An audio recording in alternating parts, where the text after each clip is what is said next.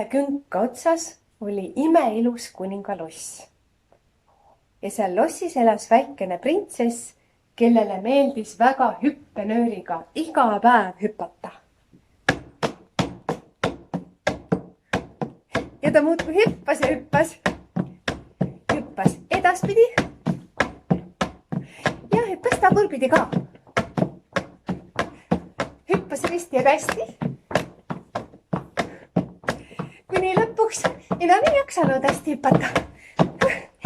Ta viskas hüppenööri maha, otse kuningalossi värava ette ja jooksis tuppa natuke puhkama.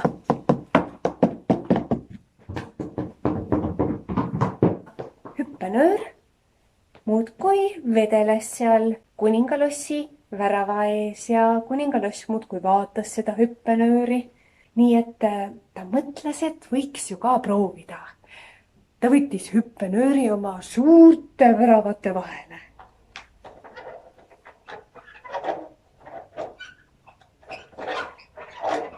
No peab ennast üles kergitama siit maast, mis siin muud teha.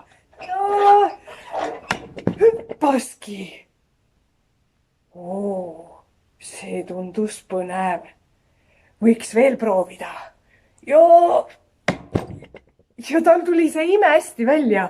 Nii et kuningaloss hakkaski muudkui järjepalu hüppama. Aga te võite kujutada ette, mis kuningalossis sees võis samal ajal toimuda. Nimelt kuninganna oli endale külalised kutsunud, kellele ta tahtis tassike teed pakkuda. Ja olge lahke. Siin on teile mõnus vaarika maitseline tee. Ja võite panna tükike suhkrut ka sisse. Ega see suhkur mingi patt ei ole.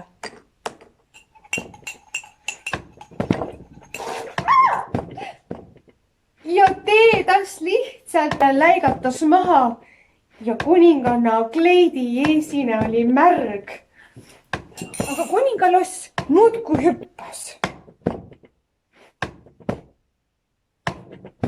Samal ajal lossi kokk tegi suppi. Tal oli just supp valmis saamas. Oli veel vaja panna soola maitsestamiseks. Aga kuningaloss hüppas ülesse ja kokal kukkus soolatops otse supipotti, nii et supp läks tulisoolaseks. Kuningaloss muudkui hüppas edasi.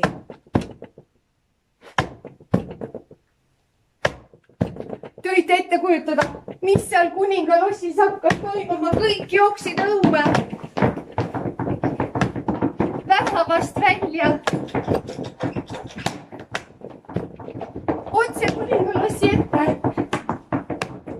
Ma käsin sul selle hüppamise kohe lõpetada, hüüdis kuningas. Muidu ma kutsun tuletõrjeauto ja lasen sul lihtsalt voolikuga märjaks pritsida.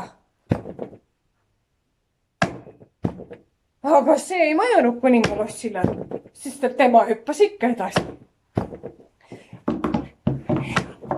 Ma kutsun arstitädi siia ja ma lasen teha ühe rahustava süsti sulle kohe, kui sa ei lõpeta hüppamist, ähvardas kuninganna.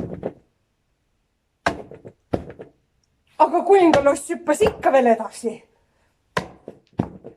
Aga seltskonna sees oli ka üks raamatukogu tädi Riina.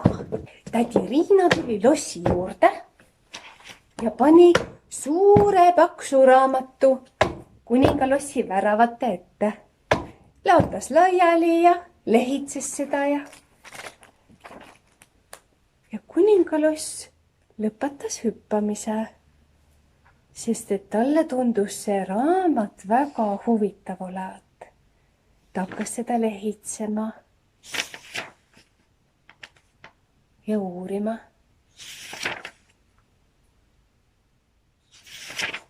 Kõik hoidsid hinge kinni. Ja printsess ei jätnud enam ühtegi oma asja lihtsalt vedelema, vaid pani alati oma asjad tagasi oma kohale. Ja kuningaloss aina luges ja luges ja luges ja loeb siiamaani.